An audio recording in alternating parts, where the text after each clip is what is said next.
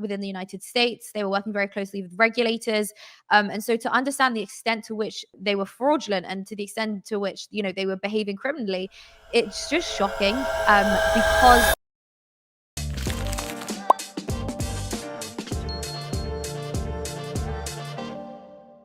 All right, y'all, we are live. We are back with a good friend of mine returning to the channel, guys. Y'all, the star of the new TV show, The Next Crypto Gem, and the author of Undressing Bitcoin, y'all, Miss Layah Heilpern.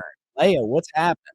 Hey, so happy to be here. Thank you so much for having me back. I loved our discussion last time, so I'm so happy to be back. Yeah, Layah, I'm really glad you joined me because, this time we're going to do a little different than next episode. We got a bunch of topics we're going to go over, but y'all, if you're watching this, I want y'all to be a part of the show. So ask questions in the chat. Guys, just don't ask no weird stuff. You know what I'm saying? Just keep it cool, and I'll pin the questions and you can watch Layah and I answer live. So Layah, you ready to get started though? Yes, I'm actually just looking at the chat now. I can see we have lots of questions. So, okay, cool. I can see everyone in the chat. I'm ready. Yeah, so y'all put your questions in the chat. Layah, all topics cool. Bitcoin, politics, life, date, content creation, whatever you want.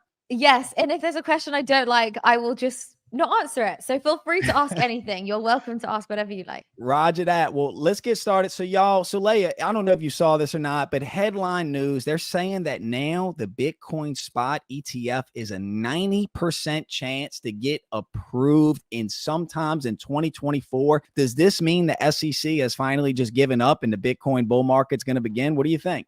So, I don't really think it's a matter of the SEC giving up. I think that the crypto space and especially Bitcoin is inevitable. And America knows that if they don't adopt this, then they're going to be left behind, which obviously is not very sensible. So I've always had the take that the SEC wanted to delay this because they had to figure out how they could take a piece of the pie, right? They couldn't just let all of us normies, all of us retail investors get rich. They had to figure out how they could take a piece of the pie. And that's what we're seeing with these delays, especially given the fact that it looks like BlackRock, right? Of all institutions, BlackRock is the one which looks like it's going to get the first Bitcoin ETF approved. BlackRock is the establishment. Does it surprise me? No. They had to figure out how they could get a piece of the pie before they let it happen. Yeah, so BlackRock doesn't just want to buy all your homes. BlackRock wants all your Bitcoin as well. Now, so that was kind of been a thesis on my channel that the BlackRock ETF would get approved first, but it's not just BlackRock. We're seeing Fidelity, ARK Invest. So I don't think that all these institutions would be filing this paperwork to get an ETF through if they didn't know something. What do you think? Yeah, no, exactly. Like I said, they know that it's inevitable. They understand the value of Bitcoin. We've seen Jamie Dimon, we've seen is it Larry Fink? We've seen them all come out sort of saying how valuable Bitcoin is, comparing it to gold. The SEC can't call it a security, they call it digital property. So they know that it's inevitable. And so I think it's going to be incredible. And I think, the timing is fascinating as well, because obviously we have the halving coming up. So it's going to be extremely bullish. I mean, you have to understand that Bitcoin is already an extremely scarce asset, 21 million, not to mention the fact that a lot of it has been lost already, right? So it's not 21 million available. Many of them have of course been lost. And so it's going to make the asset even more scarce when you have all these major asset managers buying up, millions of dollars worth of Bitcoins. So it's going to make the asset even more scarce. Yeah, and it can't just be a coincidence, the Bitcoin halving and coming up, this spot ETF approval. And hey, look, for anybody that's just joining, man, type your questions in the chat. I'll pin them and you can watch Layah and I answer live. But Layah, one thing some financial analysts are talking about, they're saying that perhaps the spot ETF price appreciation may be baked in already to the Bitcoin price, since we have seen, remember our last episode, what was Bitcoin? 15,000 per coin, 16,000 per coin. So do you think that this price is already baked in, or can we still see more appreciation from here? Oh, I don't think it's priced in at all. I think people love to say that. And the thing is, I do believe in buy the rumor, sell the news, right? Like I 100% believe that to be true across the board. However, not so much with Bitcoin, because we see this time and time again as the cycles go by. People often ask, is the halving priced in? And it's simply just not. We then see it spark an incredible bull market reaching new highs. So I don't think it's priced in the slightest. What we're seeing now, I know last time we spoke was around $15,000 and now it's at $27,000. I think that's just a natural recovery in the Bitcoin cycle. I've always said that 2023 has reminded me a lot of 2019. We saw Bitcoin down at 3K in 2019 at the beginning of the year. And, then we saw that summer mini bull market where it ran up to 15K. And then it crashed back down in the new year to 4K again. And then the halving happened and we went off from there. So to me, this is just very much cyclical, reminds me of 2019. And no, I do not think it's priced in the slightest, because, the fact is, it's not like a buy the rumor, sell the news event. It's both the halving and the ETF. They're genuine scarcity events. The supply cuts in, not the supply, but the Bitcoin reward, it cuts in half. All these asset managers buying up more Bitcoin is, of course, making the supply much, much smaller. And so these are genuine scarcity events, which I believe will have a very strong impact when the time comes. Yeah, I agree. I think investors are looking for, a hedge against inflation, and not just a hedge against inflation, a hedge against government insanity, a hedge against, what's going on in the world right now. And it just seems that we're watching banks fail and Bitcoin's becoming the safe haven asset. Now, what I think turned off a lot of people about the crypto markets was a good friend of mine, a good friend of yours, old Sam Bankman-Fried. He is back in the news again. Sam Bankman-Fried. And what the headline reads is that Sam Bankman-Fried and FTX sold customers Bitcoin to artificially suppress the Bitcoin price. Now, what's interesting about that is, one thesis of this channel is that the financial elite, whatever you want to call them, they artificially manipulate the price of not just Bitcoin, but stocks as well, to get the price as low as possible to buy it for themselves. What do you think of this Sam Bankman-Fried news coming out? The way you phrase that question is so funny, because you're sort of saying, like, he did something illegal, but like people do illegal stuff all the time, which is very true. It's very true. They do it all the time. However, it's not a good thing. This is somebody who was supposed to be establishing some kind of regulatory framework within the United States. They were working very closely with regulators. And so to understand the extent to which they were fraudulent, and to the extent to which, they were behaving criminally, it's just shocking, because of how closely they were working with the SEC.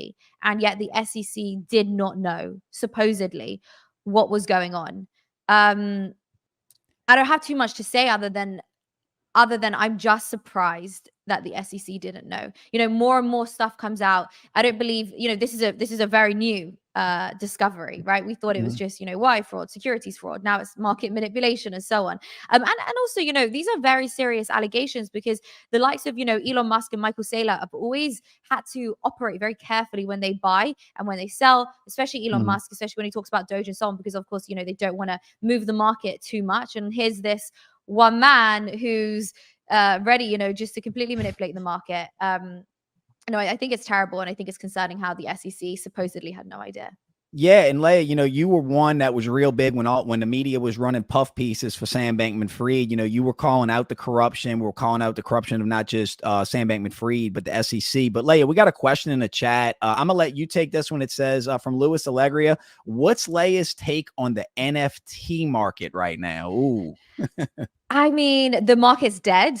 It's pretty obvious. The numbers speak for themselves. But look, that's just how it is. We are still in a bear market, and as the cycles go by, there's always that one big thing which which has its bubble and explodes, whether it's ICOs, whether it's STOs, whether it's DeFi, yield farming, then it was NFTs, then it was the metaverse, and so on. So I think right now it's dead. However, NFTs in general, I definitely see value in them. I do just want to make that extremely clear.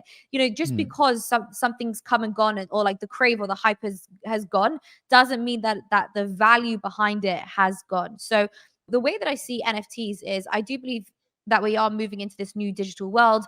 I think gaming is going to be, digital gaming, the metaverse, all of that is just inevitable in my opinion. And so naturally, all in-game items are going to be NFTs, whether or not despite the hype being gone, you're still going to regard these things as NFTs. It's just how Web3 works, right? And then on top of that, and I've always said this, I think that we will use NFTs to authenticate real world items, because why wouldn't you? It makes no sense not to, whether it's designer watches, Rolexes, handbags, whatever it is. I see people using them, turning them into NFTs in order to authenticate them and trade them in the marketplace. Because of course, it's very difficult to do that. You need box, papers, this, that. It all becomes extremely difficult. So I definitely see a future for NFTs. I just think the market's dead right now. Yeah, the market is dead. And guys, I don't know if you follow the news on what's going on right now. I mean, on the brink of World War III, yeah, risk on assets are going to take a dip. Now, I like what Layah said about the NFTs, guys. Everything's going to be NFT. Your house is going to be an NFT. Every receipt you get is going to be an NFT. Every concert you go to is going to be an NFT. We're just at the infancy of this technology, and the space is filled with scams. I mean, it's raw. It's the ability to transfer large sums of money to people anonymously. Yeah, it's going to bring a lot of scams. So that's part of the reason the NFT market has a black eye, but it's going to come roaring back. And if you pick the right projects, you can make a lot of money in NFTs. Now, Layah, you can go. Yeah, no, I was just going to say, on that, I think you explain it really well. I think that NFTs are going to be just like all the other altcoins. Like that ICO boom is dead. Like the NFT boom is dead, but it's going to be like all the other altcoins. Is it a good project? Has it got a good use case? Who are the people behind it? What's the marketing campaign? What's the marketing strategy? What's the utility? So yes, there will be value, but it'll be just like all the other altcoin projects, and which will, and we can get to this later, which will eventually, I believe, will go to zero at some point. So just be careful. Okay. So Layah says altcoins going to zero. So my boy Mosiah, he's got a question. I like this one. What's your guys' thoughts on the idea that NSA is behind Bitcoin? Like the NSA is Satoshi. Have you heard that before, Layah? I'm gonna let you take this one, and I'll go. Yeah, I mean, I've heard that before. I've heard many different things. I think it's Dan Penner who says he thinks that it's Vladimir Putin that's behind it.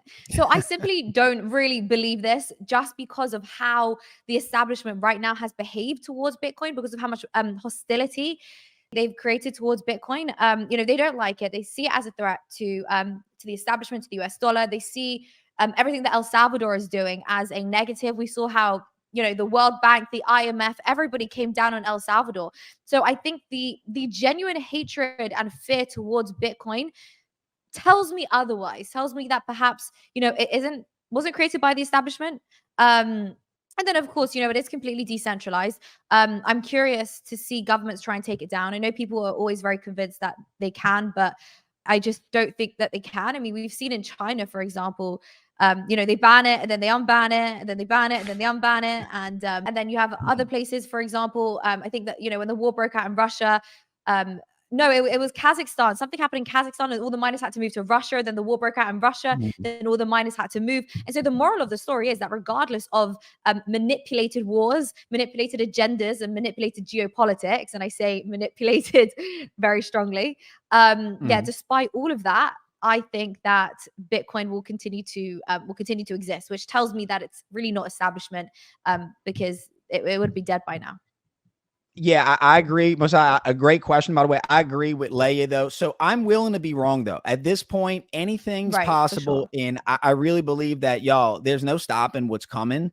And, what Layah is saying is, if the dollar is the world reserve currency, why would they want to create something to threaten the hegemony of the US dollar as the world reserve currency? And you're seeing, this political elite, this financial elite constantly attack Bitcoin, which tells me it's not the NSA. It's not the government. I mean, guys, we've heard everything from Elon Musk to Vladimir Putin. Oh, by the way, Layah, Putin bad for the algorithm. Putin bad. So, of course, Putin bad. Yeah. Orange man bad as well. Orange man bad. As well. Orange man very bad. Orange man very bad. So, Stunner Island said the Mossad is behind Bitcoin. Look, guys, no one knows. No one knows. So I'm not going to sit here and say Craig Wright created Bitcoin. I'm not going to say Elon Musk said it. But Layah, I don't know if you follow Satoshi on Twitter. It's an account that's Satoshi, and it said that 2024 is the year that Satoshi Nakamoto's identity will be revealed. I don't know if you saw that or not.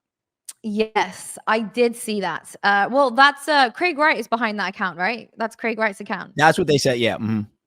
Yeah. No, I don't think so. I think we are, oh my God, come on. We are so at a point where it would just be ridiculous for Satoshi to reveal himself or herself or themselves. It would be too ridiculous. Because it's too dangerous.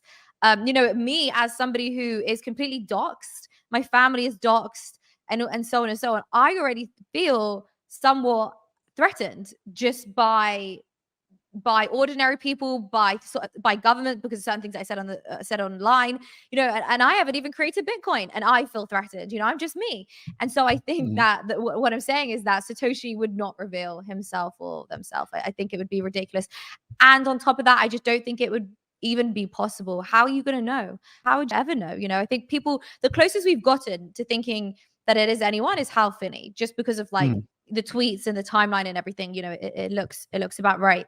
I don't think we'd ever know. It's going to be one of the world's mysteries, which I believe should remain a mystery. Yeah, I hope it remains a mystery, y'all, because I look at Bitcoin as a weapon against inflation, a weapon against tyrannical governments, a weapon against everything that's going on right now. And Layah, one big thing that's going on right now, I don't know if you saw the interview with Elon Musk where he said that not even AI could take down Bitcoin. Also, too, that China is saying that, they want to be the world AI superpower. And I'm sure, China would never do anything nefarious with the AI. So what are your thoughts on the AI? Are you using AI right now? Are we investing in AI? Should we destroy the AI? Is Skynet online? So you know what? Not investment advice, but you should be investing in AI related things. And the reason I say that is because, again, it's one of those things which is just inevitable. You cannot stop the trajectory that technology is going and the trajectory which humanity and society is going. AI is inevitable. And so, yes, if you're smart, you would, of course, be investing in AI. Now, does that mean I like AI? Absolutely not. With all new technology, there are going to be the downfalls of it. And it's up to us to decide, do the pros outweigh the cons, right?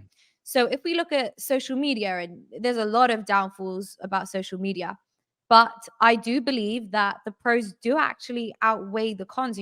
Anybody can be an entrepreneur. You can make money from anywhere in the world. It really allows you to be extremely sovereign. You get to connect with people and expand your mind, people all over the world that you would never have had the opportunity to, even 20, 30 years ago. And so it really kind of like, has really evolved the whole human experience, right? And so the point here is that type of technology, the pros outweigh the cons. Are the pros of AI going to outweigh the cons? I don't know yet. The cons are terrifying because the question is who programs the AI? And I also believe that all technology will be used not just for the good, but for the worst. I think that governments will never miss an opportunity to exploit new technology. And so I do think AI will be used for the worst. I mean, you could just look at ChatGPT, for example. I've asked it various things and it gives me really woke responses. Like, for example, I asked it about, the medicines that they force us to take. Magic medicine? Right. Yeah, the magic one, the one that, the clot shot. Anyway, so I asked it about that and it gave me a really establishment response, which was, it's safe and effective and so on. And we know just from experience and from living through the reality of the last 3 years that that's just simply not the case. So I'm concerned about AI because it's like, who's going to program it? And then just on like a funny note as well, you might think I'm ridiculous, but I stand by this take. The take is the movies are always right. Am I wrong in saying that? The movies are always programming. right. It's predictive programming. They kind of they're spot on. Like they were spot on with the flu. iRobot, The Matrix. They're all spot on. And so I do genuinely think that we are going to get to a stage where, AI is running the world. I mean, have you ever gone to to check out at a shop and you ask them to do something and then they go, oh, I can't, the system won't let me, like the system won't let me put like that 10% discount through, or the system won't let me refund you. It's like, what do you mean the system won't let you? You are a human. You are the human. What do you mean? So now we're already in a position where the computer overrides the human. I mean, it's just that on a very small scale, which we've seen over the last 10 years. So Yeah, Yovel Noah Harari is saying that, the AI is going to create a new religion and it's going to solve so many world problems that people are going to worship the AI like a god. Now, look, hey guys, if y'all just joined the chat, thank y'all so much. Type your questions in the chat. Y'all would really appreciate it. Helps with the algorithm. But my boy Mike Durbis has a question. Does anyone know why China changed its position on Bitcoin? Ooh, Layah, Yes. I know Layah gonna handle this one. I mean, it's to manipulate the market. That's what they do. They do that with Mhm, their own currency anyway. So completely manipulate the market because mhm. it does have an impact on the market because obviously, like miners, for example, they have to turn their systems off and so on. And so, yes, we did see it affect the price. You don't think China are buying up hundreds of thousands of Bitcoin, millions of dollars worth of Bitcoin? It's to manipulate the market, it's to have better control, it's to have the upper hand. They don't want to be behind other governments, and they certainly do not want to be behind of retail investors. They don't want to be behind me and you, right? Governments, they don't want that. So it's to manipulate the market. Of course. Great. Yeah. So we are front running the big money. And then you need to ask yourself this, y'all. China on blockchain shows that China holds a ton of Bitcoin. The United States government holds a ton of Bitcoin. Russia bad for the algorithm. Russia holds a ton of Bitcoin. Do you think they want this asset to go to zero? If the United States government holds billions of dollars of Bitcoin, do you think they want it to go to zero, or do they want it to keep appreciating? Now, we got another question, Layah. Justin Faust, my boy, Justin said, what type of effect would a third world war have on Bitcoin and other cryptocurrencies? Layah, before you answer that, so if you remember a couple years ago, the Orange Man was supposed to put us in the World War. The Orange Man was supposed to create all these problems, but now it seems that we're going, inflation's through the roof. World War III's on the brink. So what type of effect would a third world war have on Bitcoin crypto? Layah, what do you think?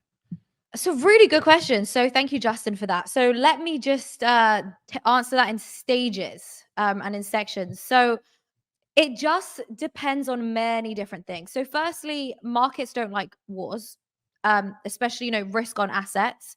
Money naturally will flow into the dollar. We saw that happen with Russia. We saw that happen with Ukraine. And so I definitely think it's going to be good for the dollar. I just don't think it's going to be good for cryptocurrencies. However, many different things to unpack here. We also have to consider the fact that we are in a different place in the market now compared to where we were with Russia and Ukraine. And we saw what happened with COVID. It did, of course, make the market crash. COVID dropped, Bitcoin, sorry, dropped like 50% down to 4K from, I think, 8K. But then it quickly recovered because it was in time with the Bitcoin halving and the bull market. And so I do, to some extent, think Bitcoin it's not as correlated to the stock market as people think. I don't think it is as correlated, but it is still somewhat correlated. So I think it will be affected, but only in the short term. Simply because of where we are in the market right now. We are moving closer and closer to a bull market. We saw what happened with COVID. It was affected, but obviously it recovered. There's also two other points I want to mention. It also depends if governments start printing. If they start printing money again, then I think that's going to be very good for the crypto market, simply because now there's all this surplus cash, which I think people, which will just flow into the market. Again, like we saw with COVID, that money printing props up the stock market. It's going to prop up the crypto market. And then the last point that I want to make as well is the difference between Bitcoin and crypto.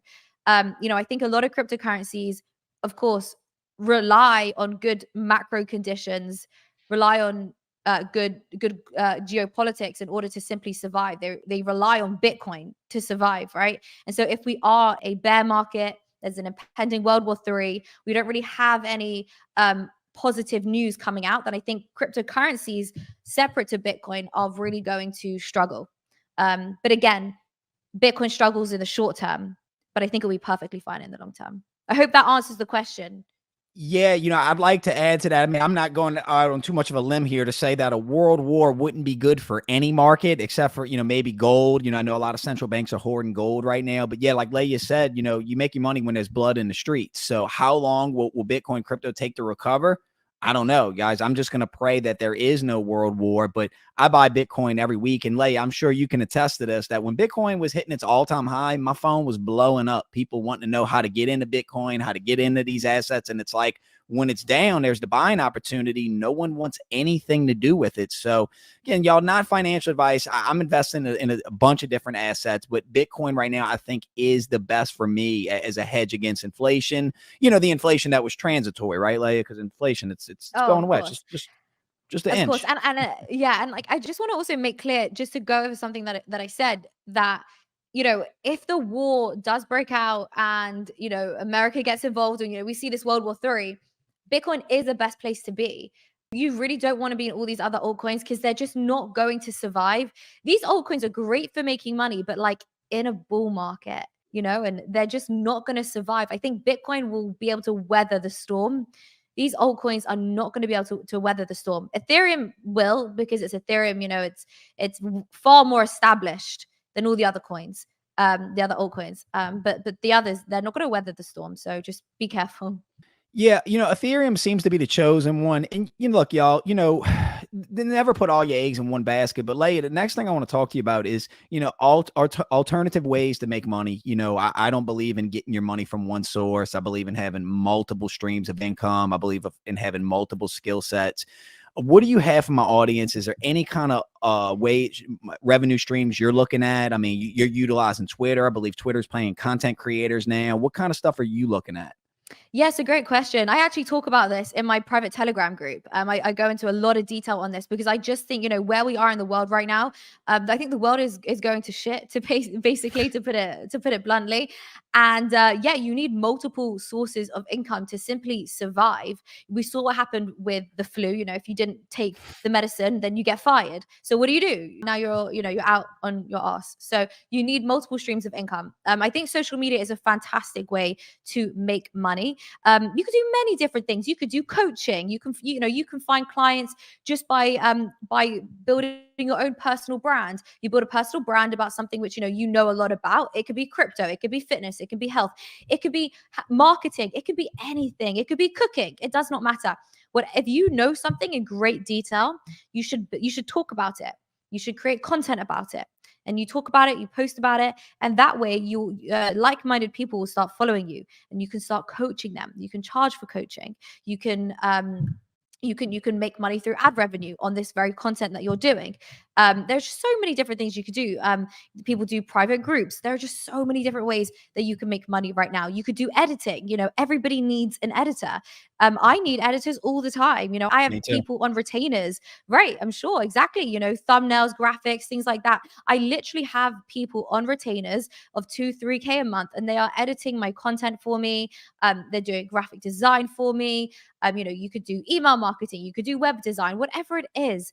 There are entrepreneurs like myself, like Kevin, and there's also corporate brands that need people to do these things for them. And the beauty of it is you can do it anywhere in the world. So that's where, just to sort of go full circle, that's where technology comes in handy, right? Because you don't have to be subject to the jobs in your physical location, in your physical vicinity, nor do you have to be subject to the average wage either. I'll just tell a quick story. I needed somebody to update my website. And so I hired somebody. Sorry, I went to speak to someone in America, and I think they were offering me like 7K. They said they'd do it for me for 7K. But then I spoke to somebody in Pakistan who a girlfriend of mine had used for her website. And I think he did it for like $1,000. And that's phenomenal because he's not gonna make that kind of money in his from his local town. So those are that's the beauty of social media. That's the pros. That's the upside. But there are so many different ways to make money online right now. It's amazing. Yeah, and guys, it's all about building communities, being part of communities, finding like-minded people. When you build these networks, I promise money will come, especially if you're doing something that you love to do or that you have a passion for. Now, Layah, what I want to get into next, I don't know if you heard or not, Layah, we got a presidential election coming up. It's looking like, if I had to guess, it's going to be the orange man versus Joe Biden. But, Yes. and a friend of mine asked me, said, who does Layah like for president? I was like, I have no idea. I follow her content. I really don't know. But RFK Jr. is now dropped out from the Dems. He's running as an independent. Do you have a horse in this race, or are you just sitting back as a spectator? So it's important to make clear that I can't vote since I am English. But if I could vote, I probably wouldn't vote.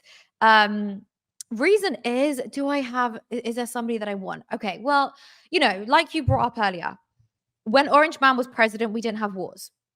They thought that World War III was going to break out, and it didn't. He was supposedly brokering peace with North Korea in the Middle East and so on. Looks like he did. So naturally, I'd be more inclined to see, Donald Trump as president again. Joe Biden, I don't want to see him as president. I don't like the Democrats at all. I think they are hungry for war. They are hungry for this destructive liberalism and woke culture and equity and all these woke buzzwords. They're hungry for it, and I think they're very destructive policies. I don't think America needs it. They want to take away your gun rights. They want to take away your free speech. They want to push agendas. I don't think the Democrats are good for America at all. I think we desperately need Republicans.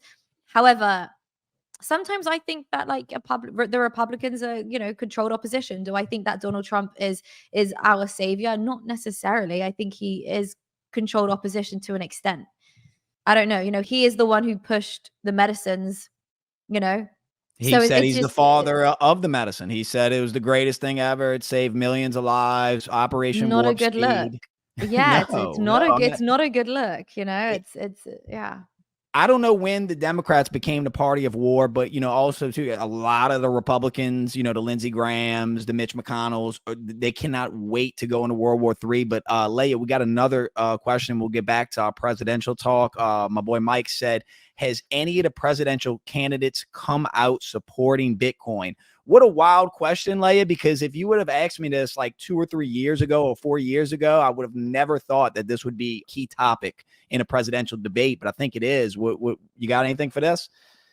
Yeah, I mean, of course, RFK. He was at the Bitcoin conference in Miami earlier this year. But I don't think RFK stands a chance, to be honest. I like him. I do like him a lot. I think he's very interesting. I like how he almost gives me, he's almost like the people's politician, like he's asking the questions. He's talking about the medicines. He's talking about the effects that it has. He's talking about, the food supply, the water, and how it's genuinely having a negative effect on people. Like he's talking about these things. And I find that so refreshing and so, I hate to use this word, but so based, like he's so based. And so, RFK, but he doesn't stand a chance, unfortunately. But he's very important because he's, of course, he's, how do I put this? He's brought these topics into the limelight and made them almost acceptable to discuss, which will at some point now force or potentially require another presidential candidate in the future to also take certain stances on whether it's Bitcoin, whether it's medicines, whatever it is. But unfortunately, I don't think he'll win. He doesn't stand a chance, especially since dropping out of the Democratic Party. No chance. Yeah, but then I'll sorry, go ahead. Yeah, I would have really liked to see him, debate Joe Biden. I would have liked to see that actually play out and not just be installed candidate. But what you got, Layah? Yeah, no, I was just going to then go to Trump. I don't think Trump will ever be pro Bitcoin because he's a US dollar maximalist. He literally has to be. His entire portfolio, relies the success of his entire financial portfolio requires requires the US dollar to succeed. It requires the stock market to succeed. It requires America to succeed. Anything else, would of course hurt his portfolio. So he literally is financially invested in, the US dollar. He can't let it lose to Bitcoin. He did sell a shitty NFT that made a ton of money, but I don't know if Trump understands that is it was built on Ethereum, but he's not RFK isn't the only pro crypto candidate. Ron DeSantis has come out as pro Bitcoin. Vivek Ramaswamy has come out as pro Bitcoin. Tulsi Gabbard, I don't think she's running for president, but she's come out as pro Bitcoin. But I was actually thinking this question, and then Lewis typed it. Will RFK, and look, y'all, if you're just joining, type your questions in the chat. It doesn't have to be around Bitcoin. Layah knows a lot about content creation, about life advice, relationship advice, anything y'all want to talk about, man. Just don't ask no weird shit and we cool. But Lewis said this: will RFK Jr. running hurt Trump or Biden more? Layah, any info on that? So I'll give my opinion, but I'm not an authority on this specific question, given I'm not American, obviously. But I think it will hurt. I don't know. I think it will probably hurt Trump more. I think, but I could be wrong. I don't know. People might have a different opinion. Feel free to let us know in the chat. The reason I say Trump more is because I feel that there's more of a There's more of a crossover of voters between Trump and RFK. I just don't think there's a crossover of voters between. I know he's a Democrat and Biden's a Democrat, but like in name only, I don't really know how much in common Biden really has, politically with RFK. Whereas, like, I think, Trump, it will hurt more.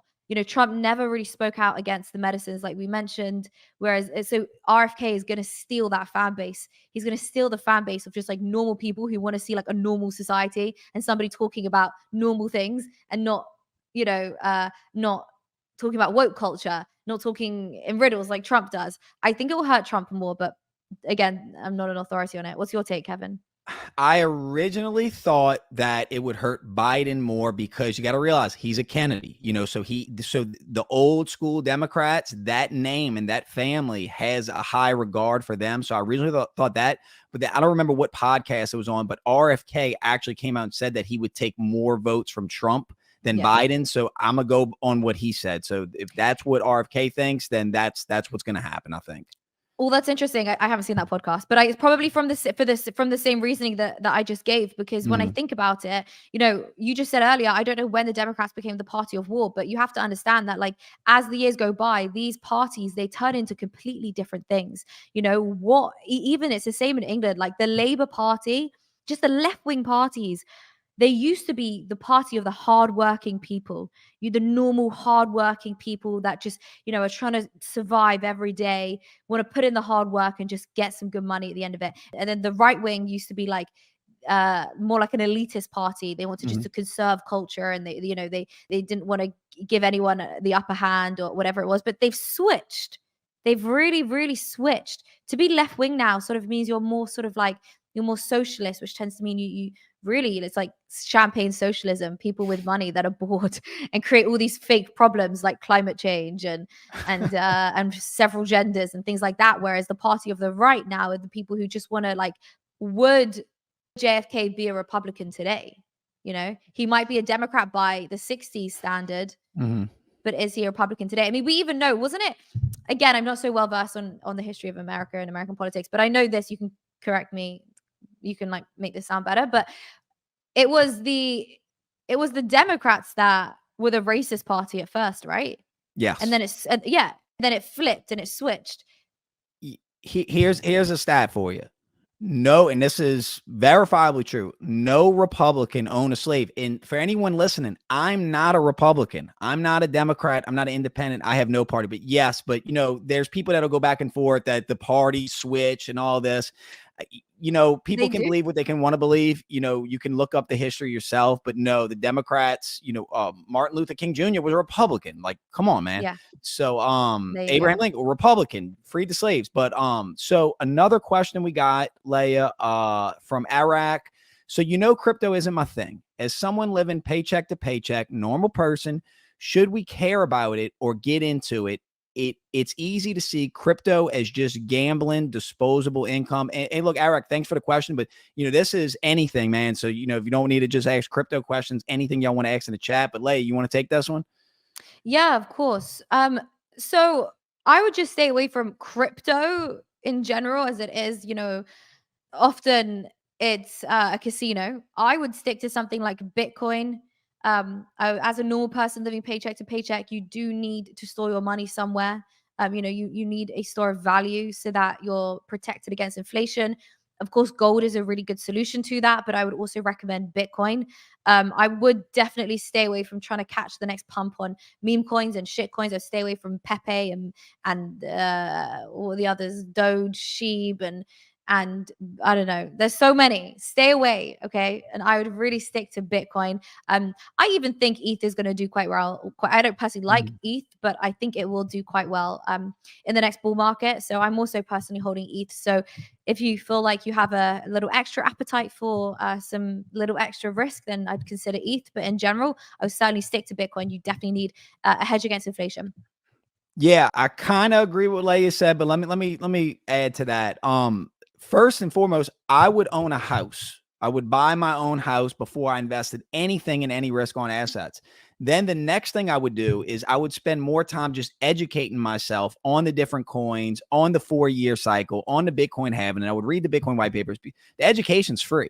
So you can do the research now and then make the decision when you have the disposable income. Layah, we got another question. This is my boy Mosiah. He lives in LA, man. He's a good friend of mine. I can't wait to hang out with him again. He said, do you believe Americans keep failing to demand the politicians to end the Fed? This is what should be demanded by us during the time of elections. Ron Paul was the best there was in regards to that. So I guess the question is, do you believe Americans were failing to at least audit the Fed? But what do you think of that, Layah? What do you think of the Federal Reserve? Yeah, you can't end the Fed. It's too big. You're not ending the Fed. And if you talk about how you want to end the Fed and the things you're going to do, they're going to end you. So just be very careful about that. Yeah, you can't end the Fed. What you can do is, as I always say, is you can peacefully protest and opt out. And buying Bitcoin is a great way to do that.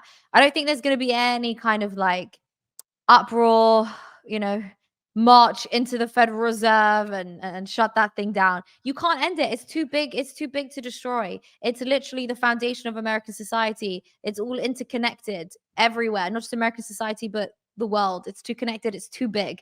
The best thing to do is to just choose a different system. Mm-hmm. And with that in mind, if enough people adopt the different system, then that naturally will weaken the current system, and so on and so on, until eventually, maybe one day, it does end. I think every fiat currency has its lifespan, and the US dollar will certainly see its day that it dies. But I don't think any kind of demanding politicians to end the Fed is going to be the solution. There's a reason Ron Paul, didn't become president.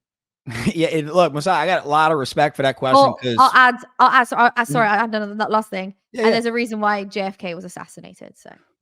Yep. That's what Spot on. Like, and Mosiah, great question. I'm a Ron Paul guy. I remember in college, just like Ron Paul's been saying the same thing, since forever. But yeah, I'm with Layah. I think if you were hypothetically to end the Fed, I think the entire world would collapse. I don't know. And they would just start a world war. It's such a complex problem. I'm living in my mom's garage right now, so I don't have the answer to these type of complex problems. But I do wish we would have a movement of at least auditing the Fed, to stop the money printing. But Layah, let's get to the next topic. And wait, there's just one thing I want to just say. Someone says it's not the foundation of American society. There was no central bank prior to 1913. That is correct. It's the foundation of modern day American society. Mm-hmm. So as of today, the way society has evolved, the way the world works, the way the entire banks are interconnected, the way everything is based off of everything that happened. With what's his name? The names have gone. JP Morgan and so on, all around the time of the Titanic. I don't like to say too much. I don't want to get you taken down, but yeah, you know what I mean. I'm not too worried about it, but yeah. So they took us off the gold standard, and from there, the dollar's lost like 98% of its purchasing power. So it really is a complex problem. So we got another question before we get to the next topic. Oh man, it's a doozy. Do you see the USD losing its status as the world reserve currency? If so, what can take its place? Oh no, Layah. I don't even go. Take it, Layah. Take it. So it's funny. I was having this conversation with someone the other day. Oh my God, it's a complex one. Okay, so firstly, the US dollar is backed by the US military. That's an important point to make. Anybody that tries to undermine the US dollar's status as the world reserve currency faces the wrath of the US military. But we are sort of seeing its status be undermined anyway, with Russia and China. I believe there are some trades. You can correct me if I'm wrong. I'll make it a bit clearer. I can't remember. I have to do some research. There were some trades that were done between Russia and China, and those were done in maybe rubles or the Chinese yuan. I actually can't remember. Maybe Japan was involved. I'm not sure, but they're already trading in alternative currencies other than the US dollar. So I think it is certainly possible that the US dollar is replaced by the Russian ruble, maybe the Chinese yuan, another superpower, right? Because we're currently living in the time of the American empire. Like that is the empire and the time that we live in right now.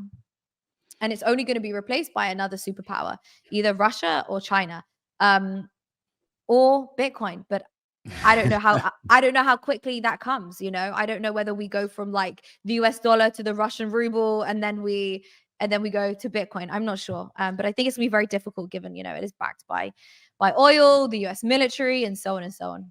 Yeah. So before, if you would have threatened the dollar as the world reserve currency, that meant war. That meant, for democracy, of course, it'd be a war for democracy. For democracy. Yeah, so we're seeing the BRICS freedom. nations, like Layah said, we're seeing the BRICS nations propose, they're talking about a gold-backed stable coin. They're talking about, their central banks are buying a ton of gold. So we're watching the de-dollarization happen. I think the question is that no one can answer, no economist, no Peter Schiff, no one can answer this, is how long will that de-dollarization take? Meaning that how long for them to switch, even though, even if they start buying oil in the ruble or the Chinese yuan, I don't know how long it's going to take. And I don't know what type of, I'm hoping that there's some type of world peace before that. And, we merge all the coins into a digital coin, something like that happens. But I really don't know. I have no idea. But Layah, you got anything more to add to that? Yeah. Yeah, so I'm just reading here because the numbers left my mind, but I'm reading here that the yuan. Hang on, let's just yeah. So so 63%. Actually, I'll get you a better number here. Okay, so 2/3 of trade between Beijing and Moscow is now settled in rubles or the yuan. 2/3 of trade. So slowly. Oh, is it frozen? No. Slowly. Yes, the US dollar is being undermined. I'm just see if there's anything else I can. Is it displaced the prime minister? Yeah. So it used to be, of course, it used to be the US dollar, but now it's 2/3 of all trades between China and Russia. Yeah, and I think it's pretty obvious what's going to happen. We're going to see more inflation because of that. We're going to see the dollar lose its purchasing power, which is why my plan is to buy as many assets as I can, whether it be stocks, real estate, Bitcoin. I buy gold, silver, guns. So that's kind of my plan, guys. Do with this information what you will. But Layah, got to get to the next topic. A topic really, really near and dear to me. A topic that's floated around a lot on the internet. What is the Matrix? And it's, I think the quote in the movie is, no one can be told what the Matrix is. You have to see it for yourself. So what is your definition? We see this term floating around in red pill culture and on Twitter. What's your definition of what the Matrix is? I think the Matrix is a mentality pushed in, like indoctrinated into normal people by higher powers in order to keep you down in all aspects of life. So whether that's the food, okay, so we start with the food, meaning the way they process the food, the things that they put inside the food, the way they genetically modify the food, the pesticides and so on, all the things they do to the food, so that us normal people, either we get fat, we get ill, which means we then have to be treated by doctors. So now we're then paying the medical industry. And it's a way to farm us. It's a way to farm us of all of everything that we have, our energy, of all our energy, our money. So there's food, war to take our money. It's again more indoctrination from the powers that be to make us think, to program our minds to think that one's the enemy, to think that life is so black and white, right? You stole my land. No, you stole my land. You thinking it's like that simple? You think it's that simple that someone stole someone's land? No, it's indoctrination on both sides to divide and conquer so that they can extrapolate our energy, meaning we are too tired to rise up. We're constantly at war. We're constantly in panic. We're constantly fighting so that we can't ever, build successful businesses. So we can't rise up. We can't open our minds. We can't fight the Fed. We can't do all these things. So I would say the Matrix is, again, it's indoctrination from the elite to keep us down to a point where we don't even know that we're kept down. Mm-hmm. That's the best way I would put it. Yeah, no, spot on. You know, it's a system. It's a system of beliefs. It's a system of beliefs that you didn't cognitively come up with, that were programmed into you from everything from television to movies to stuff that, and it's all about pushing an agenda. And what that agenda revolves around is creating a nation of workers, of worker bees that's going to pay taxes and are happy with the inflation and are happy with the current state of events and are happy with giving away their freedoms. Another question, man. This awesome question, Mosai, man. Wow. Is America a constitutional republic or a democracy? People don't understand the root of American politics until they understand that, in my opinion. And y'all, for full disclosure, Layah is from across the pond. So I do like her perspective because now I believe she's in Miami full time now. So Layah, what is your thoughts on this question? Do you have anything to add to this? Yeah, I mean, like I said, I can't add too much to it. Mm, You know, I'm not American. I can't add too much to it. I can only really speak on modern day topics. mm, But you know, just going back to the Matrix topic, what's interesting is, you know, what is the Matrix? Is bread and circuses. That's the mm. Matrix. You feed them bread, you give them some crappy entertainment, and they'll just be happy. They'll They'll have no never idea. revolt. Keep them They'll have docile. no idea. Exactly. Docile. Yeah, that's the word. They'll have no idea. Oh, so Arak's got a question, Layah. So how could each side appeal to the other to try to come together to stop the division? Layah, I'm going to go first on this one. So I think Take it. first and foremost to realize that, you know, again, y'all, Layah's from across the pond. We would not know each other if it wasn't for crypto and Twitter. But we have more in common with each other than what you would think. So whether you're black, gay, trans, all this crazy stuff, you actually have more in common with your neighbor than what you think. And you actually are experiencing life through the same set of eyes and have the same world experiences. And, you know, so we can get to that root cause, like, hey, we're all living in this matrix together. We can't continue the way we're going if we're just going to keep fighting. So if people could just turn the TV off, go outside, live their life, they'd realize most of their problems would just go away. But what do you think about this, Layah? No, I think you're right. It's true. You know, if you turn the TV off, most of the emotional problems will go away. I think his question, maybe I was wrong. I think it was in reference to the Middle East. Maybe I misunderstood his question. I don't know. Um, how do you get two sides to come together? You just agree. I don't know. I can't solve that problem, but I think in general, like you just have to agree to focus on yourself and your family, and focus on, you know, how can I level up as as an individual? How can I prosper as an individual? What can I do for my family that will uh, best guarantee our success? And Mhm. that's your answer. That's what you do. You don't get it. You don't watch the news. Don't get involved in all this propaganda. It's not interesting, and it's not really going to add any value to your life. You should do everything. You should focus on the things which will add value to your life, financially, spiritually, you know, connections with people from a health standpoint. That is what you should choose to do. I opt out of everything else. I'm not interested. I've hardly even spoken about what's going on in the Middle East. Yeah, life, liberty, and the pursuit of happiness. And I don't know how I left out. Yeah, you're right. The nuclear family, which we know, you know, is under the Matrix attack. Now, hey, look, for anybody just joining, if you could type anything in the chat, it helps with the YouTube algorithm, spreads the video to more people. But type your questions. Layah and I will answer live. Layah, we got another question. What is your go-to get news that you have faith is truthful? Is it crypto Twitter? Is it crypto YouTube? Traditional news Oh sites? man. Layah, I don't know about you. I'm a CNN guy. I mean, I put on CNN, and that's all. That's all you need. What you talking about, David? But Layah, what do you think of this? Kevin, DSV. I don't watch the damn news anymore. I don't watch it. I don't watch it. It's all fake.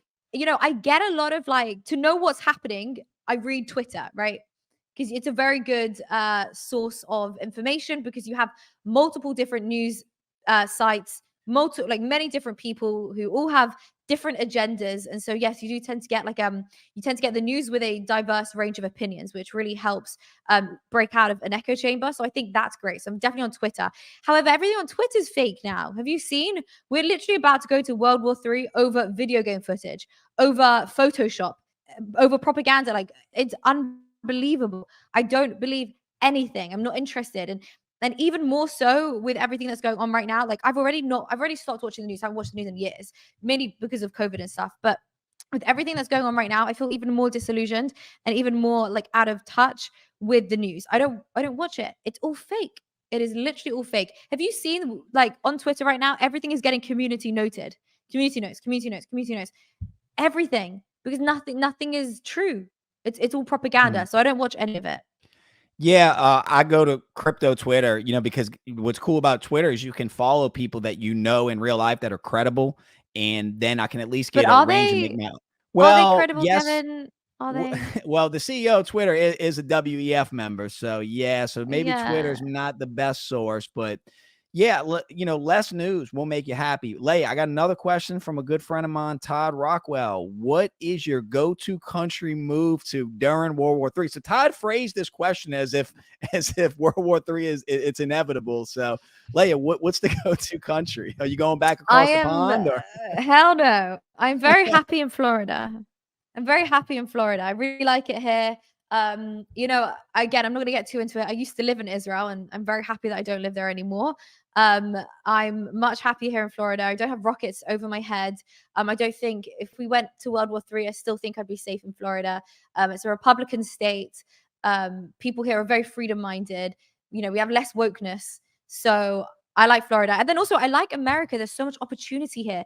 If we do go to war, life is good. Life already is becoming increasingly difficult for people. Inflation is insane. The cost of living is just going up like crazy. But there's money to be made here. There's business to be done here. So that's why I like Florida, because I feel like, even if like times do get tough and money gets tough and inflation just becomes impossible, I feel like there's still business that can be done here in Florida. Yeah, Florida, I think, is the freest state right now. I don't plan on ever leaving the country. I'm cool. I like Florida. I like Mississippi. I like Louisiana. And if we get nuked, it's just all over anyway. So what's it gonna Exactly. matter? But I know a lot of people are big on this whole passport bro thing and having a bunch of passports everywhere. But let's get to some questions. Y'all, man, I appreciate all the questions coming in. What's up, D-Bug? D-Bug's got a good question.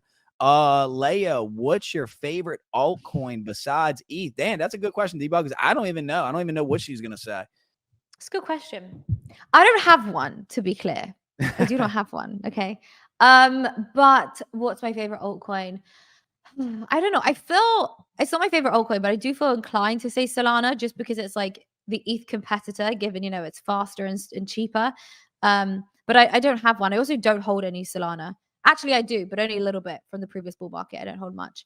Mhm. So it would have to be Solana, but I'm not that bullish on it. So I do hold some Solana. I think it's one of those. I know it's a piece of shit VC coin. I get it. But exactly. I like Polygon Matic. I'd say that's probably. I'm really liking H bar right now. Look, I look at this like Shark Tank. On Shark Tank, they invest in these businesses. Some of them go under. Some of them are winners. You just gotta have more winners than losers. But you really are gonna make the money in altcoins. You're gonna protect your money against inflation. It's good long term investment in Bitcoin. But the altcoins is really where you're gonna make the money. So we're gonna get to this. So Todd said, tell us about Tate. We want the tea. So this isn't a question, Todd, but Layah, let's get to the top G. Any stories? I know y'all, you don't know, Layah interviewed Tate. It's got like millions of views. Awesome interview. Any updates on Tate? Like what's going on? Isn't he supposed to be in jail for life right now? What is going on? Well, it looks like he's out, which is great. I believe there's a trial coming up. Nobody knows when the trial is going to be. He's off house arrest, which is great. I think he's not allowed to leave Romania, but he's allowed to travel around Romania freely, which is amazing. I still hope to get a second interview with him, so we're working on a potential second interview. He definitely said he would give me the interview, so I'm excited to do that. We do need to catch up anyway. I don't think I've seen him in a while since the last interview. So yeah, I don't have any major updates yet, but I'll let you know when I have them. So so you're doing another interview with Tate. When did you say it? When you're doing it? We haven't got a date just yet, but we will certainly be doing another interview. I think it only makes sense. I'm literally like the only woman that was pro Tate, so I think sitting down and having a discussion makes sense. Yeah, you took a lot of heat for that stance too. It's what a crazy ride that whole story's been. And for anybody watching, look, I don't agree with everything Tate says, but does he say a lot of stuff that's true? Yes. Has he been outspoken on issues that are near and dear to me? Yes. Same with Layah, and I respect people that speak out and they speak, what we're thinking, because sometimes, people like you and Tate, it's like a voice for the voiceless. I know, Yeah. I know she's gonna say no to this. I know she's gonna say no to this. But Layah, No. have you heard of a Louisiana Nine? No. What is it? What is it? Should I know what it So is? I don't want to take credit for this because Tate's boy Justin Waller, I heard him term this. So what a Louisiana, I live in Louisiana, y'all, and look, I love Louisiana. It's beautiful women here. So what they say a Louisiana Nine is a woman that lives in Louisiana that is pretty, she's hot, but anywhere else she's like a 6 or a 7, in the grand scheme. Yeah, there's beautiful women all over, so nobody get mad, but that's what a Louisiana Nine is. Okay. Basically a girl that's really pretty here, but if she went to Miami she might be like a 6 or a 7. Yeah, I've had like an LA. No, yeah, what is it? Maybe it's a Miami. Like a Miami 6 is like an LA 10. That's what I've heard. Wait, so oh, because the women are hotter in Miami than In in LA? Miami. Yes. Oh So yeah, yeah. 100%. No, Yeah. LA, there's beautiful women everywhere, but like Miami, I'd say for me, just my experience, Miami is, oh man, break my neck there. But next Everyone's question. beautiful in Miami. I'll just say everyone's beautiful in Miami. Oh yeah, I mean, because you know what I think it is? It's the food. It's the food. There's a lot of farms, and everybody's eating healthy, and everybody's into wellness and stuff. So I think in fitness, I think that is a big part of it. Where in other cultures, in other states, it's just cheap food, fast food, canola oil, processed food. I think that's what it is. Yeah, and I think as well, like there's just so much pressure to look better, to be better in Miami. Everybody looks amazing. So it just forces you to level up, Mhm. financially, mentally, in every way. All right, y'all, look, we got 30 more minutes with Layah, so drop your questions. Y'all, look, we can talk about anything y'all want. Y'all want to talk about crypto? You want to talk about investing? Want to talk about life? Want to talk about women, dating? I mean, Layah's, she's down for whatever. Please, y'all been good so far. Just don't ask no weird shit, and we'll be cool. So let me see what we got.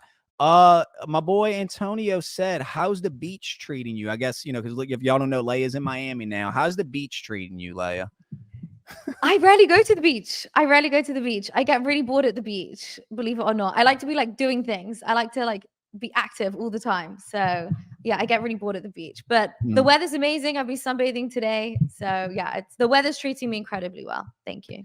Yeah, I cannot wait for my next Miami trip. I'm really looking for. I've been working so much, I haven't had time to do anything, but besides playing on YouTube. But all right, Arak, another question. Of the places you lived or visited, best food. I'm curious to hear this.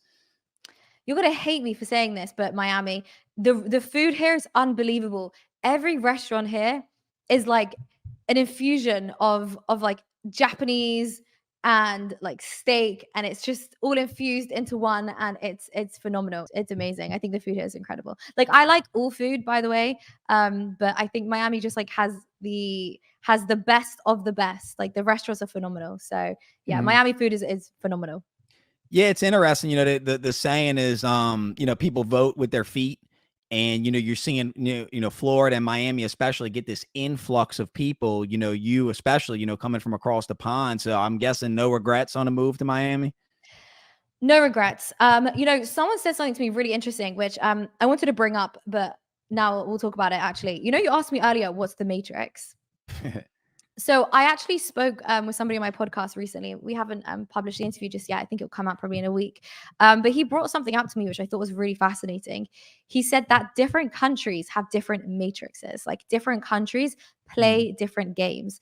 And that just blew my mind completely. Because you asked me any regrets, and no regrets, because the matrix in the UK is poor people mentality. Like they want you to stay down. They don't celebrate entrepreneurship.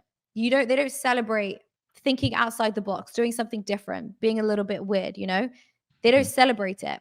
You should listen to the adverts that come out through the radio. I had to turn the radio off when I last went home.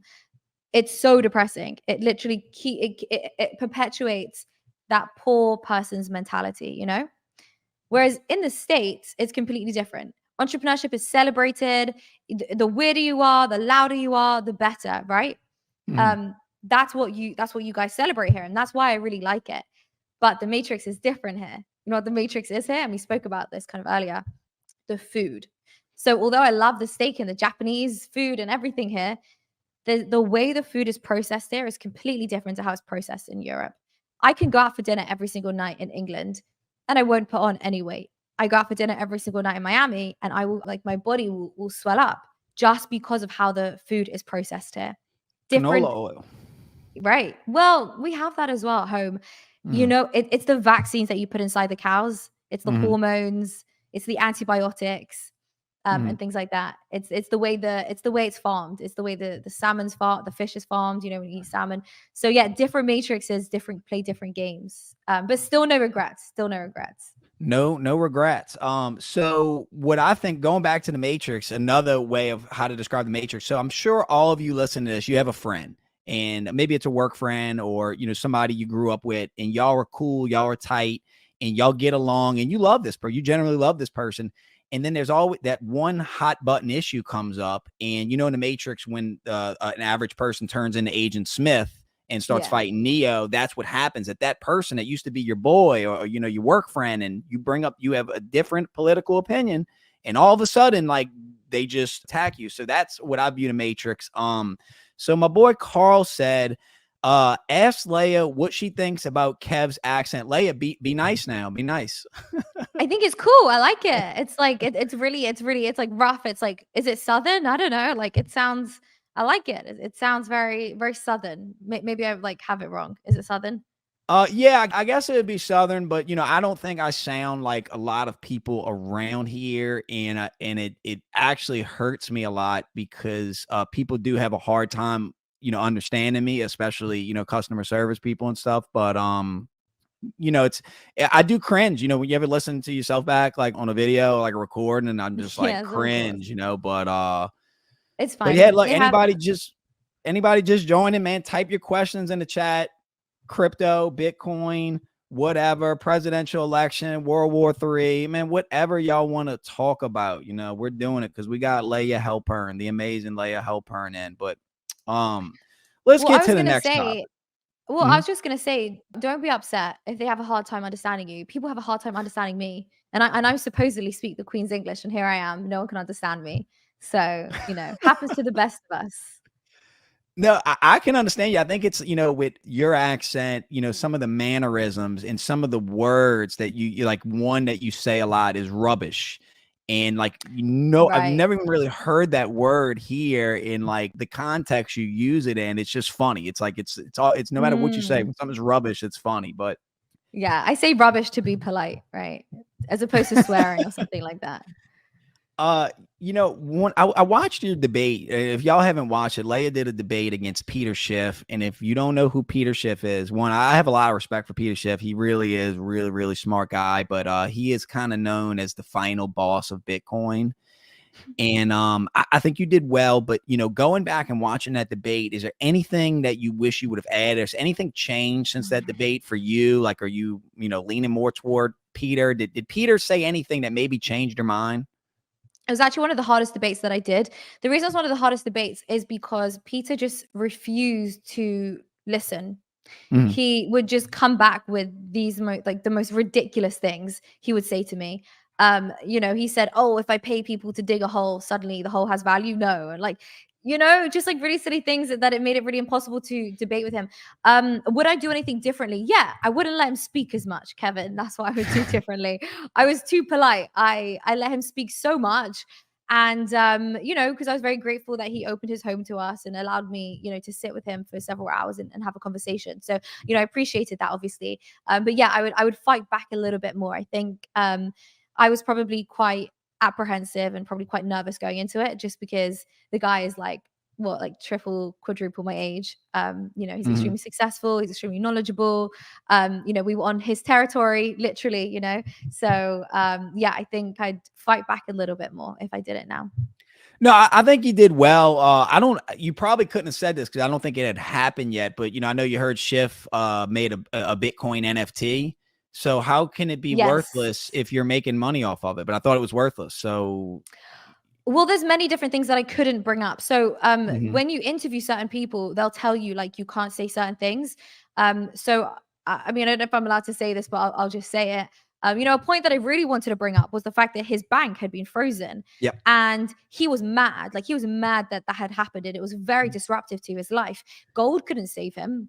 Gold was Mhm. not there to save him, and I wanted to bring that up. But we'd spoken to him beforehand, and he didn't want to bring that up, and so of course I would respect that, because he gave me his time, he opened his home to me, but that de-armed me. It took my biggest weapon away. So yeah, he probably wouldn't let me bring up his Bitcoin NFT, or he'd find a reason to make it make sense, of course.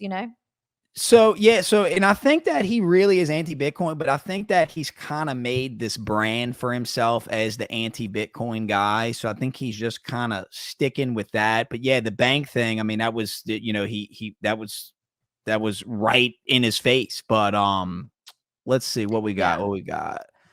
Do you feel like your freedom of speech is limited when it comes to talking about Zionism? All right, so I'm gonna go first, Layah, because I want to address some stuff, y'all. The reason why we haven't gotten too much in the whole Middle East and all that stuff is, y'all, I'm comfortable saying that there are topics that I don't know shit about, that I don't know a lot about, and I don't really care about.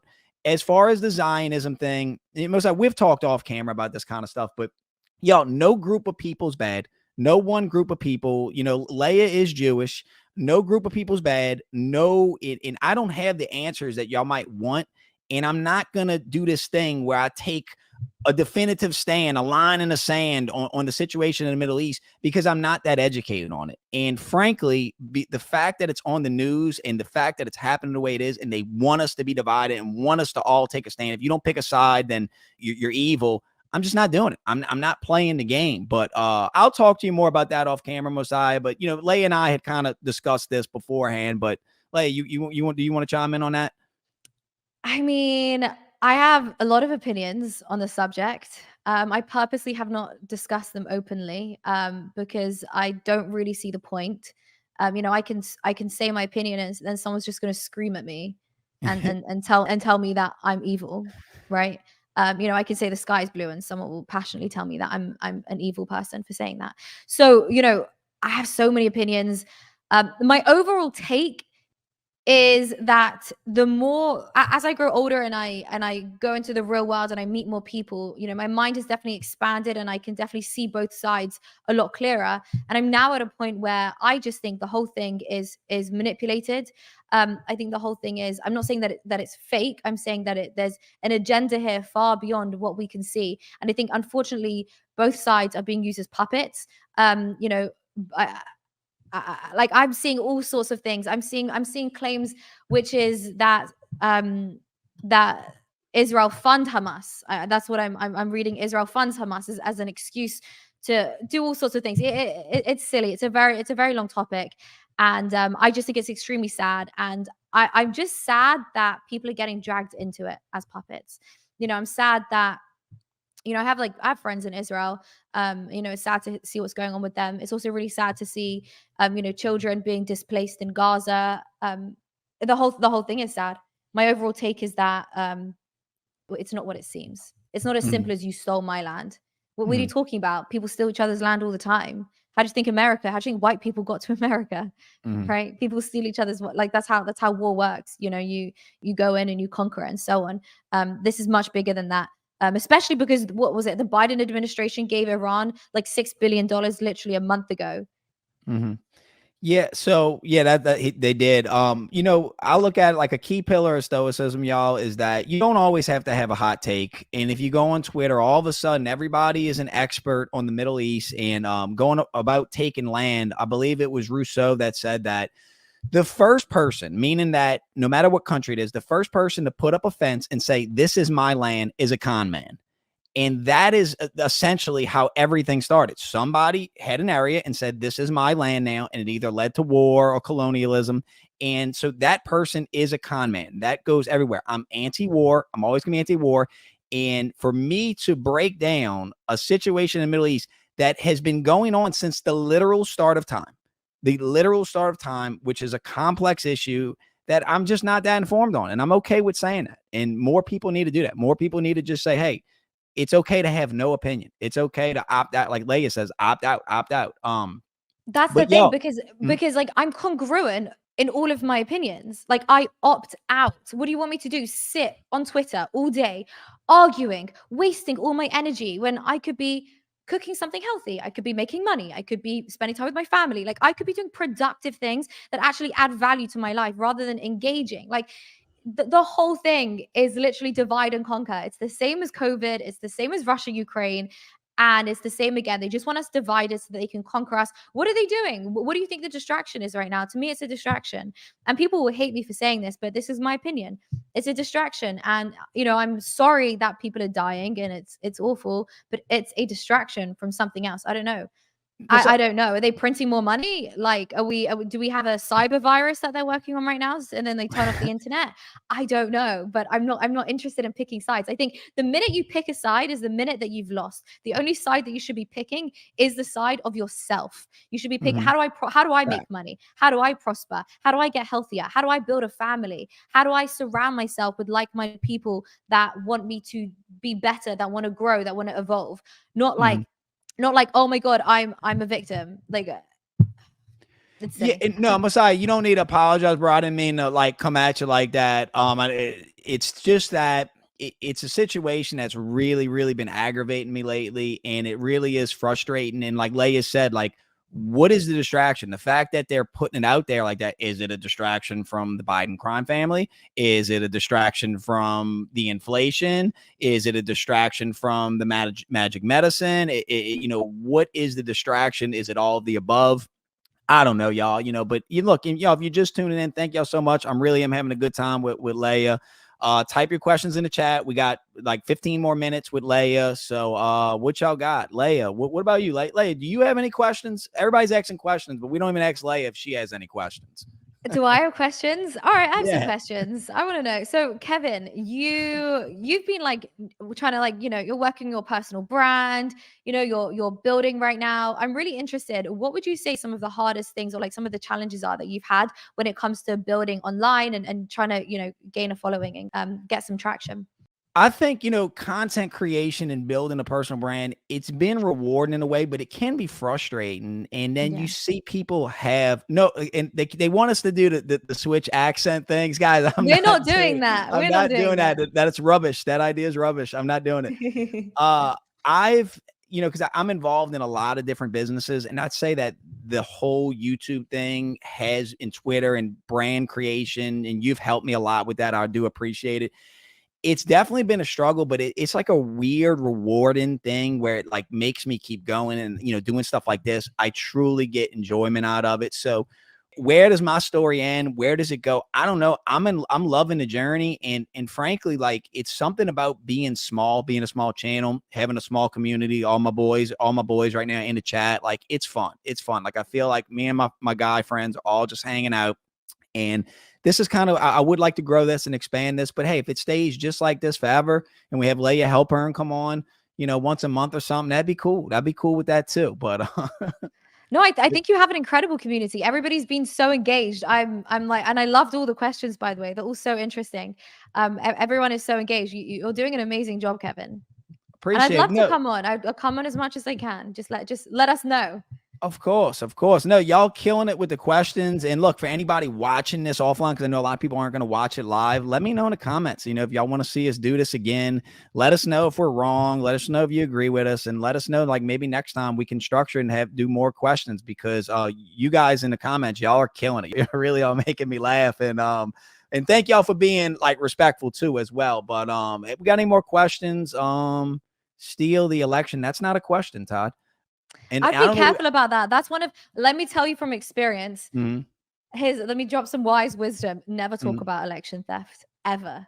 I don't know what you're talking about. That was the most secure election of all time. I mean, I don't know what you're talking about. It was the most secure election of all time. Zero fraud. I don't know what you're talking about. Kids, that's how you get your YouTube taken down. Trust me. I know. We interviewed Robert Kiyosaki, and you guys can go to my channel. You can see it. An amazing interview I did with him.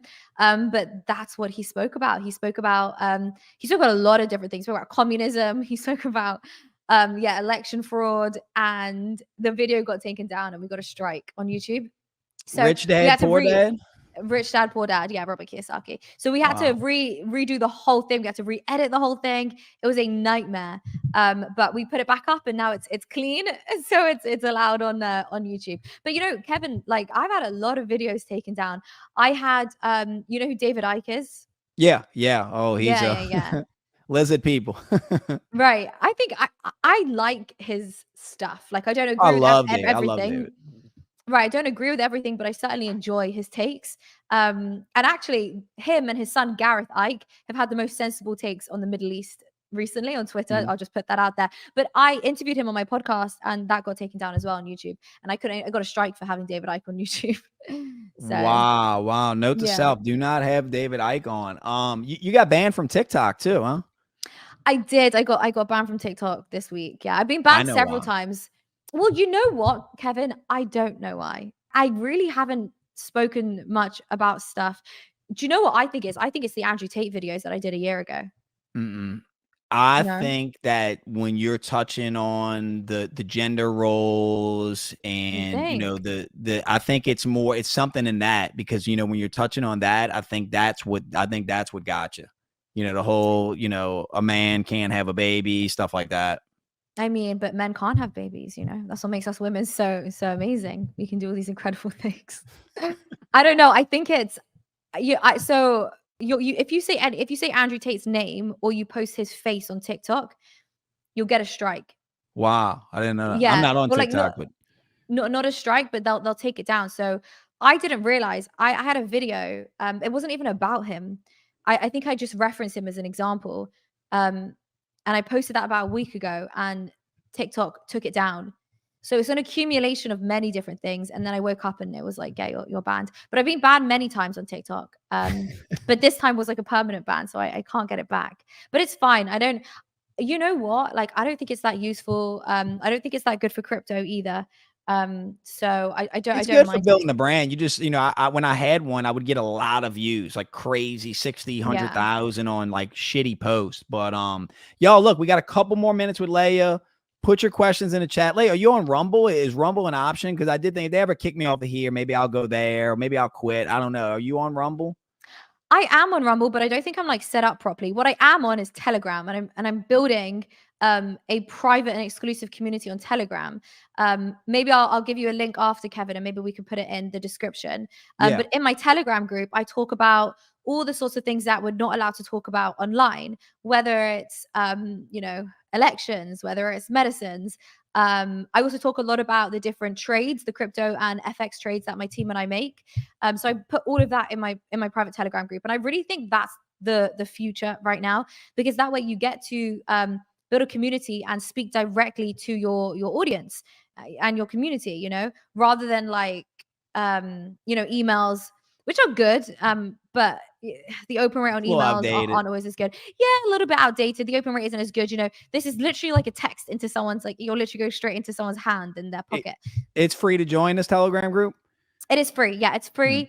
You can't search for it because it's completely private. So I will give you a link, Kevin, Okay. and maybe we could put that in the description. Yeah, definitely. Maybe I'd like to I'll get get in you that. on And, there. and I'll get Lewis you on. read my mind with the question. He said, with all the YouTube algorithm issues and demonetization, you think Rumble, another platform, is going to take over? Or is YouTube too big to fail now?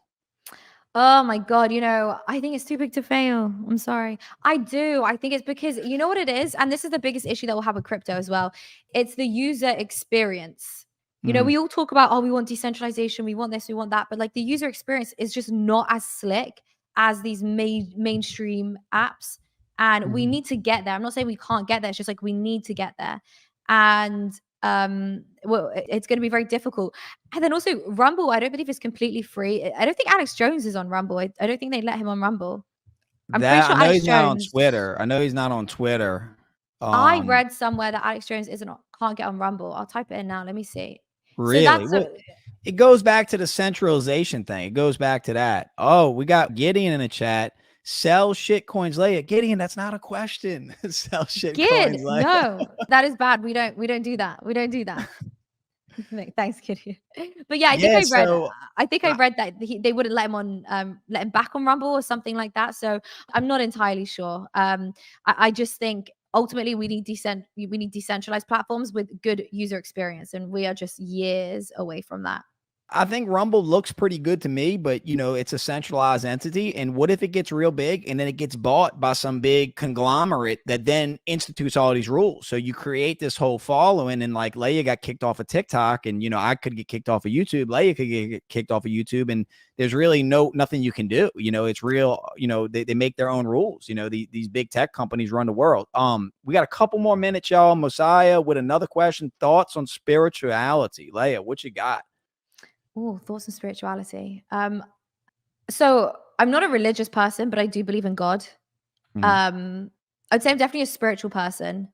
Can Messiah give us like a more specific question? Like where do you want me to go with spirituality? Do I pray? Yes. I believe, in energy. I believe you get out what you put in energetically. I don't know. I'm not crazy religious, but I certainly believe in God.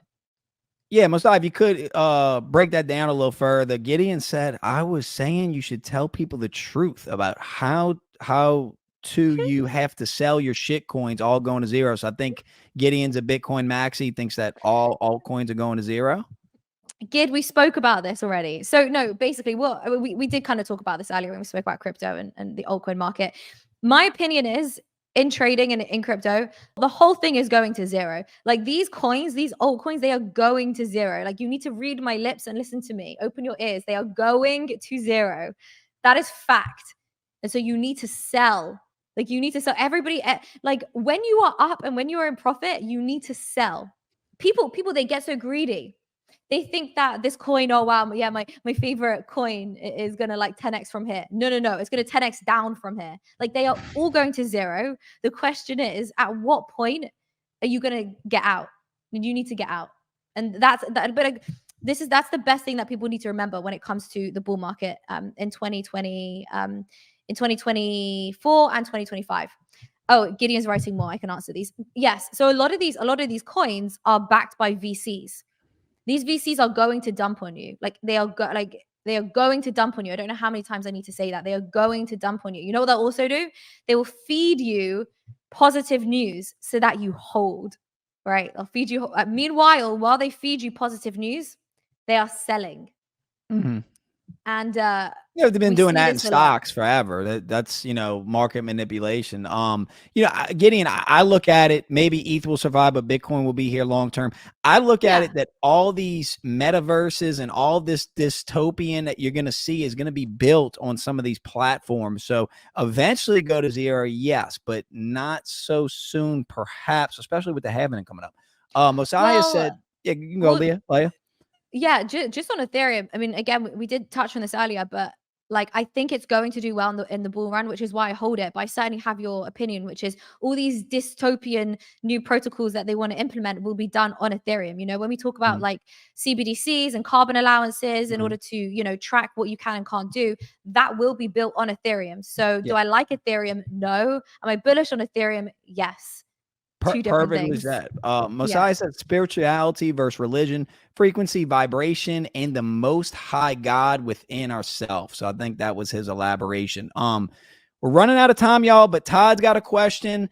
Rank, I'll just say chick magnets. I don't think that word might be bad. Rank chick magnets. So I guess what Todd's saying is, what are women attracted to? Boat, house with pool, fast car, section. I believe he means like a section of the club, or like steroid, like muscle dudes. So he wants you to rank these that women are attracted to. You know what? You go, Layah, and then I'll go, unless you want me to go first. No, I'll answer. It's funny. Okay, so I'm gonna start with like physical physique as number one. You have got to look good. I don't care how much money you have. If you do not look good, then like we can't move forward.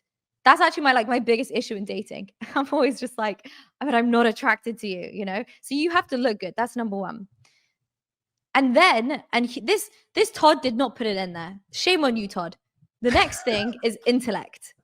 Intellect. A woman loves a man that she can learn from, So intellect needs to be second. So first, got to be attracted to him. He's got to look good. If he's dumb, we can't move forward.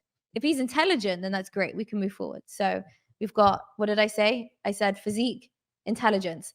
And then, you know, he's going to need to have, I'd say boat and house with pool and fast car. It's all the same thing. You're asking if he's got money. So I'd say he needs to have one of those so that he can look after a woman, right? Women want to be looked after. I don't think a boat is that important, or a fast car. Maybe a house, like it's important, a house that you can like live in, you know? And then a car so that he can take you places, and you know, you can drive around. And then a boat would be the luxury. So that's the last one. Yeah, I'm just going to assume when he said boat, he means yacht. When he says house with a pool, he means a mansion with, you know, a pool. When he says fast car, he means a Bugatti. When he says section, he means like, you know, like live, you know, some real nice club. I believe that's, yeah, I'm going to go stay. Of those, I'd say the house with a pool, you know, if he's got a house with a pool. But yeah, all of these aren't important because attraction is not a choice. So none of these matter. But yo, we are out of time unless Layah wants to stay, but I know she's got stuff going on. But Layah, where can everybody find you? Shout out your socials. Let everybody know. Todd says women don't do intellect. Todd, I don't know what women you're meeting. I can't get anywhere with this with someone if they're not intelligent. If they're not intelligent, we can't move forward. It's a problem. So yes, we do intellect. You can find me I'm on Twitter. I'll leave all my apps in the description. It's just my first and last name. I'm on Instagram. I'm on YouTube. And of course, we have the Telegram group. So I will send you a link, Kevin, and then we can maybe put that in the description. So yeah, join the Telegram. Again, we talk about all the things that you're not allowed to talk about online that I keep getting censored for. So a lot of information in there. It's a lot of fun. We do giveaways as well. So it's all happening inside my Telegram group. But Kevin, I want to thank you so much for having me. It's been so much fun. Loved all the questions. You have such a lovely community. They've asked like some really brilliant questions. Really enjoyed going through all the different topics, you know, from crypto to the matrix to, you know, like elections and all the crazy stuff going on. So thank you so much for having me. Yeah, thank y'all for coming. And look, y'all, for everybody, I'm going to give away a copy of Layah's book. If you write your Twitter handle in the comments, I'll pick a winner. But Layah, thank you so much for coming on. Y'all make sure to give her a follow. Y'all, we are out. Peace. Y'all have a great rest of your weekend. Thanks so much. Bye.